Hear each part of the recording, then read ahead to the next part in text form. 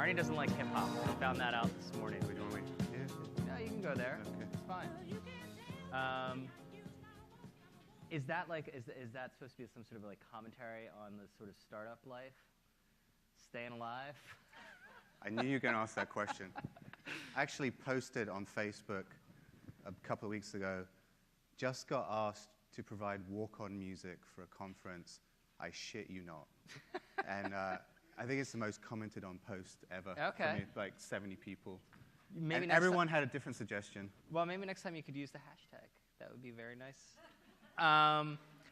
Give me some. No one reads my tweets, so. I do. I'm a follower. Give us all some background on Polyvore. What's the problem that you guys are solving? So Polyvore is a place where women come to discover and shop for fashion, beauty, and home decor. We have about 20 million people coming every month to get kind of three things. Number one, create outfits. Number two, get styling advice and inspiration. And number three, actually look for stuff to buy. And that's where it gets really interesting for retailers, because when you have 20 million people looking to buy stuff, we end up driving a lot of traffic and sales to retailers. And I think the overarching problem we're solving is one of discovery. The thousands, if not tens of thousands of places to shop for those products. And it's very hard to put something together that's going to match your taste. So that's kind of the problem we're trying to solve. Isn't this what Pinterest does? This is probably the question you get like 9,000 times a day. Well, let me sit over here and pretend I'm Pinterest. Okay. So Pinterest is about discovering what you're about to do, which is very different from Polyvore, because Polyvore is about discovering what you want to buy. I think that's a key difference. My wife is actually a huge user of Pinterest, but she never shops there. She gets a lot of inspiration for how to make our house nice, or stuff to, when we're having a kid's birthday party, she gets a lot of inspiration there, but it's not focused on shopping. I think that's the biggest difference. Okay. Are you going to switch back? I can go back now. Okay. So, because you didn't mention inspiration, and usually I was like, oh, here comes the inspiration thing. Was that like strategic that you don't talk about inspiration because it's more of a focused experience? Well, ultimately we're trying to help people figure out what to buy, and I think when you're trying to do that in fashion, you need to, or in home decor, beauty, lifestyle, commerce categories, you need inspiration because they're often impulse purchases. And so for the inspiration, you need content. And anyone here who's a retailer probably invests in content. They do merchandising on their site. Maybe on their homepage they have some beautiful photography. But once you start drilling down, you just see flat product shots. Mm-hmm. And as a consumer, when you land on a product page, you're like, okay, it's a product, but I don't really know how it goes with my taste or with the other things I own, or I need a little bit of inspiration. And what we found at Polyvore is that the only way to kind of create that inspirational content and scale is through a community. And I think that's one of the things that's really unique about Polyvore. We have a super active community that creates over 3 million outfits every month, and then shares half of them to places like Pinterest, places like Tumblr, places like Facebook. And so those outfits get spread across the web and serve as points of discovery. Are there sales figures you can share? Well, we drive a lot of traffic and sales for retailers. I think if you're a women's fashion brand or retailer, we're usually one of your top referring partners. Certainly, you're probably your top partner from social media. Interesting example, heels.com.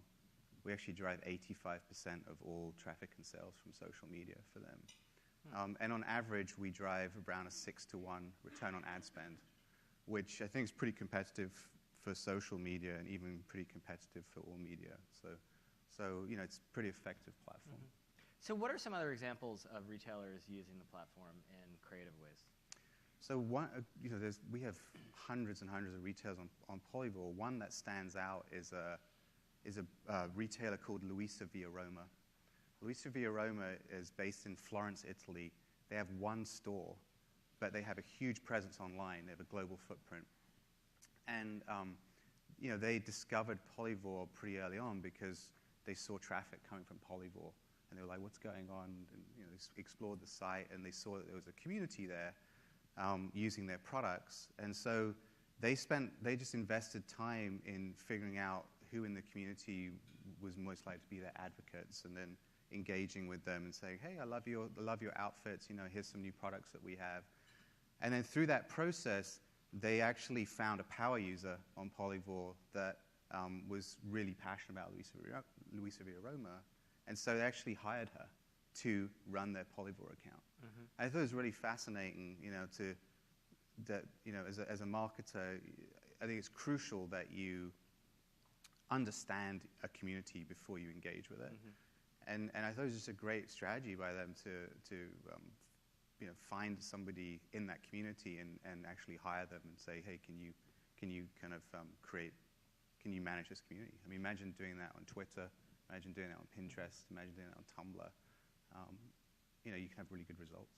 So I think a lot of large retailers would listen to that example and say, oh, that's really, really interesting. That sounds awful. We just cannot do that. It's going to be more trouble than it's worth. We got to hire someone for Polyvore. We got to hire someone for Twitter. We got to hire someone for Pinterest. We got to manage all this stuff, and it doesn't scale, as they say in Silicon Valley. Yeah, I think the two things I'd say there. One is, you as a retailer, any brand, you can't be on every platform. You probably shouldn't be on every platform. What you should do is figure out, does that platform have the audience that I want to reach?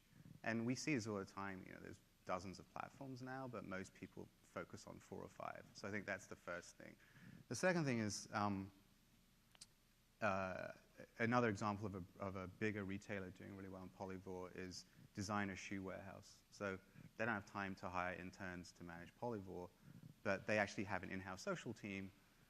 And we just sat down with them and said, look, create shoppable content on Polyvore. Use our tools, put your products in simple collections, push them out to the community, and see which collections the community likes, and then take those and share those on Facebook, on Pinterest, and on Tumblr, on less so on Twitter, but probably on Instagram.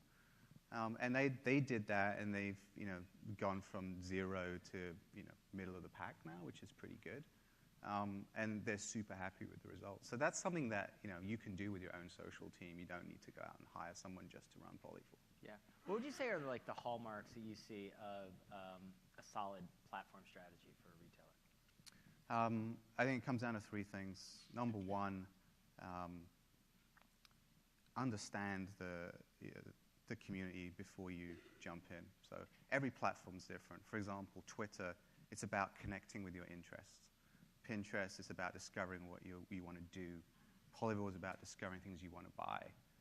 Tumblr, not quite sure, actually went to their page today and said, Tumblr is so easy to use, it's hard to explain how to use it, which is I think Tumblr is an interesting one because it's many things to many different people. I have 5 or 6 Tumblrs. Yeah.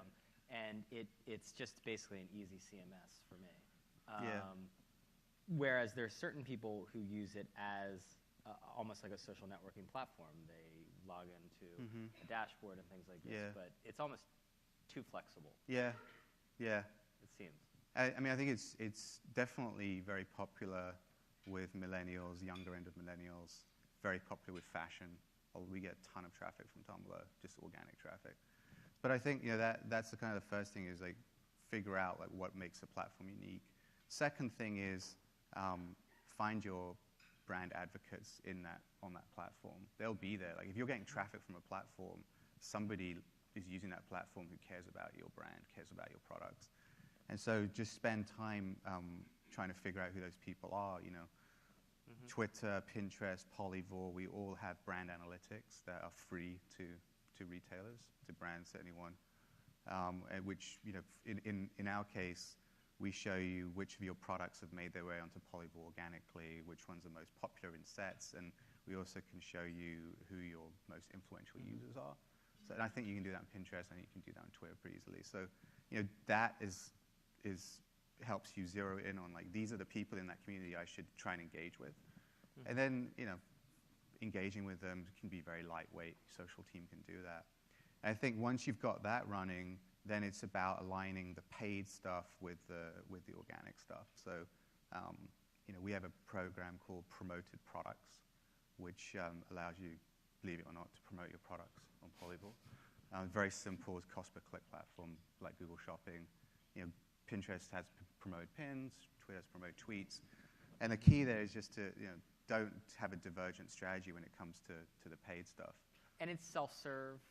Yeah, ours is self-serve. I think Pinterest is in beta and Twitter is self-serve. Yeah, because I mean, we heard yesterday we were talking to a couple of marketers, one from Kardashian Beauty and one from Petco. One might be relevant. Is there really a company called Kardashian Beauty? I didn't know Yes. that. I didn't know that. The I met are her mum. a force. When I worked at Adley, I actually met her mum. Oh, really? She's a manager. She Yeah. refers to her children as their clients. Her clients. It was They're dialed bizarre. Yeah. Oh, they're very smart, yeah. Right. Anyway, one of the things that they were talking about was, again, going back to scale, how it's very, very difficult to scale on a lot of social platforms because, sort of understandably, they're all trying to do kind of native advertising type stuff, but they really don't have the easy system that Google has, for instance. Yeah. How big of a challenge is that for you guys? Well, we actually found our paid platform scales really easily. We have more people doing paid than organic, which is kind of unusual. Generally people think, oh, I should do organic and then a subset do paid. But we actually have, everyone does paid and then they say, what else can I do? And I think it's just unique because Polyvore, people actually want to buy stuff. So that's kind of the base use case. So when you said people, I was also very interested because you just said women. Yeah. And so do you have a dude problem or is that not a problem?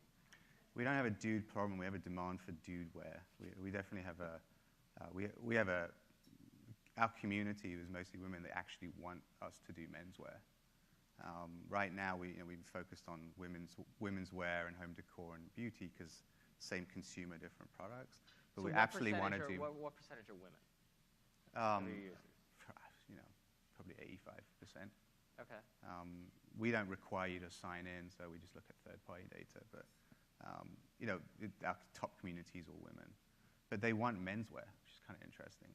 And we know, every menswear retailer, every women's wear retailer sells menswear wants us to do menswear because they want the same traffic and sales at 6-to-1 ROS that they get with women's wear. So it's definitely something we'd love to do. But I mean, I don't think we have a dude problem. I bugged Pinterest about this. Yeah. We actually did a story of the men at Pinterest, the most popular men on Pinterest, and that did very well. Is it important to stay focused on women and sort of write off 49-point-whatever% of the population? I mean, because a lot of the attraction of these kind of platforms is that this is where you can find all women versus, women and men. Mm-hmm. But at the same time, I feel like, Wall Street or investors will be like, wait, why are you writing off half the population? I mean, I think anytime you build a business, you focus on it. You pick a niche or a niche. Sorry, you pick a. You say niche. You say niche, okay. Actually, I'm American now since I last met you. I'm now American and British, so I'm learning to. Congratulations! Say, Thank oh you. my God. Thank you for joining us. And then So anyway, we're gonna say the Pledge of Allegiance later. I've forgotten it already. But I think just when you always pick a niche, and they picked a big niche in women, and they've done a really good job. And then you sort of look for niches that are adjacent to that niche, and men is an obvious place. Men are definitely adjacent. I actually think to women. a lot of men use Pinterest, by the way. I just think they don't sign up because my wife uses Pinterest. She's got 6,000 followers, and she's pinned 32,000 things. And I use Pinterest. I built a treehouse for my kids, and I just looked on Pinterest, got some pictures, and then went to YouTube and went how to build a treehouse, and then I built a treehouse. But I don't need to sign up for either of those services. So I think that's the challenge: is how do you monetize someone like me who's not giving you any data, not registering or anything like that, or you're not pinning anything. I think that's the challenge. Men and women behave differently in social media. So how do you think the use of sites like Polyvore and Pinterest, actually affects how retailers should think about their own sort of site design and experience?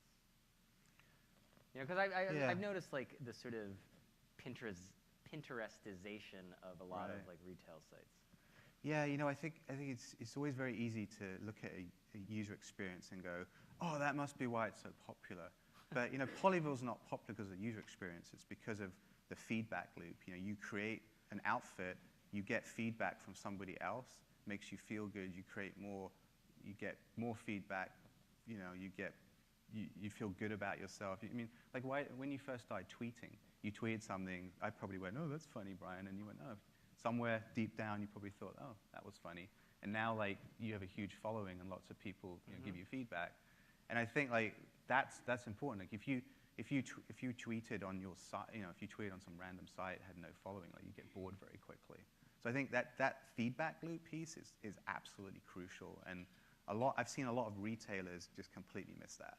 They like, oh, I want to have a community on my site. Like everyone upload pictures, but then nobody gives feedback, so people don't want to go back there anymore. What about the actual store experience? Are there lessons from, you know, sort of the Polyvores that can be applied to the actual store experience, you think? Yeah, I mean, I think so it's interesting in fashion because 85%, 80% of sales still happen in store, so it's a huge part of the shopper's experience. And I think that what's bridging online and in store now is the phone. People use their phone in stores all the time. I mean, people use their phone all the time, but they use it in stores. And I think as retailers, they understand what people are doing on their phones, whether it's in their own app or in someone else's app, and it's trying to tap into that. That's the most important thing to think about. I think retailers do a great job in general of like making their store a destination that you want to go to and all that. But now that people are walking in, instead of looking around, their heads down on their phone, you want to think, well, how do I be on that phone to guide them around the store? I think that's the next wave of innovation. How much of your traffic is mobile now? We are over 50% mobile and over 50% non-US. So. Interesting. I want to open it up to questions. It's very early for some of you. I can't see the lights are. Okay. Arnie, thank you very much. Thank you for playing both sides. I appreciate it. We're going to have actually a breakout in a little bit, and Arnie's going to be here, and actually Pinterest will be here, and you guys can fight it out outside. Okay. Okay. Thank you. Thank you. Appreciate it. Awesome.